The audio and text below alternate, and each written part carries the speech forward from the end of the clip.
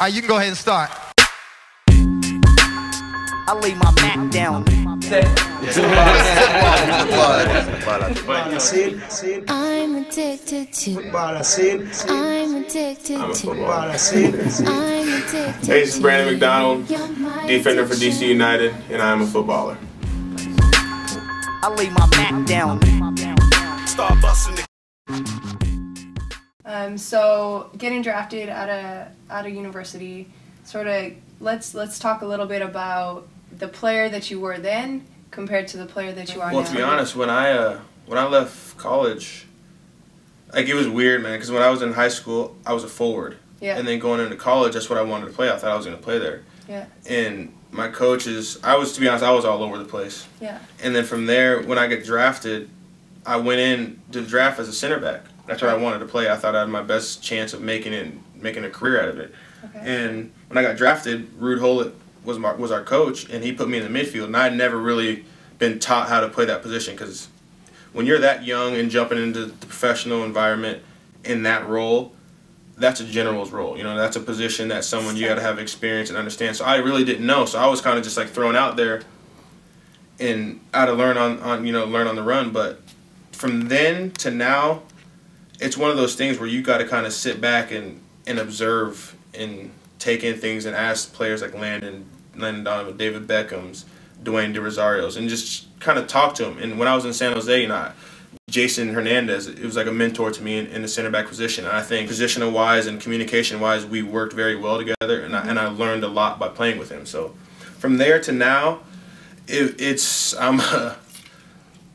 I can say it's true when they say the longer you play, the game slows down for you. I mean, it's slowed down for me a little bit. I'm not saying I'm here. I've still got a ways to go, but I'm starting to understand it at a pace that I can see a lot more of the field. Right.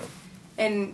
But how about playing center mid? Do you think that's helped you? Well, absolutely. Playing center mid, it's forward and center mid. Obviously, you get pretty decent feet, as a forward, and center mid, the passing, and that's something I take pride in. Being into the back, you got a lot of center backs that just kick the ball. That's my last resort. I hate playing kickball. I love to try to play out of the back when I can, and it's something that I think I've benefited from playing midfield from that. Has made the most impact on your career?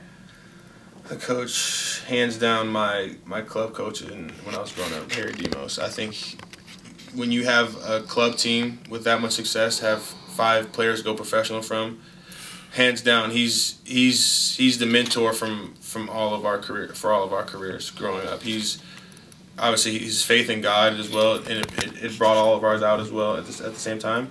And just him teaching me the game. I feel like I know the game of soccer. When you talk to a lot of people, they may love the game, but do you know the game of soccer? You know what I mean? The education of soccer I had growing up, hands down, is the reason why I'm here today. You talked about his faith in God, maybe not just education in soccer, but in life too. Yeah, no, he was strict on us. He wasn't our father, but at the same time he was. Yeah. There was rules, there was boundaries. You crossed them, you were punished, and I think growing up, that's carried over to how I am now. Mm-hmm. The camaraderie we had as a team. When you look at the team, I don't know if you're familiar with the West Coast teams, like Arizona. You were never supposed to beat California teams. And for us to go win 4 regional championships, 8 state championships, that speaks volume, And growing up as a kid, there was no drugs, there was no partying late. You were focused, and I think that all of our players on our team got Division I scholarships, and I don't know how many.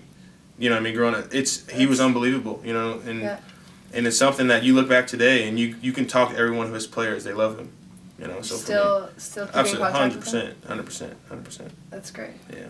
Okay, so on your team, DC United, out of all the players, who's the most fashionable guy, best dressed? To be honest, we're guys, but we have arguments about this in the locker room. We'll come in probably once every couple of weeks, and people will list their top 5, and it's hard because do you land in the top 5? Absolutely. Like I'm big. I don't say I'm big into fashion, but I love to dress up. Like I love it when it's cold. Throw a nice scarf on, a nice coat, some boots, some jeans. Just do what you got to do. Like add your own little flavor. Yeah, add your own little flavor to it. But I don't know. There's no a number one, that always changes. Last year there was a definite number one. This year it's Who was it last year? Bronco Boscovich. And how about who's the worst? That's going to be a tie between Nick DeLeon, Chris Korb, and Joe Willis. Do they know it? Oh, they have to. They come out of the house wearing what they're wearing. I got pictures of it. I don't know if you've seen any of my Twitter or Instagram. They're on there. I'll You wear find a it. silk cheeseburger shirt in there. Yeah, I'll find that. I lay my Mac down.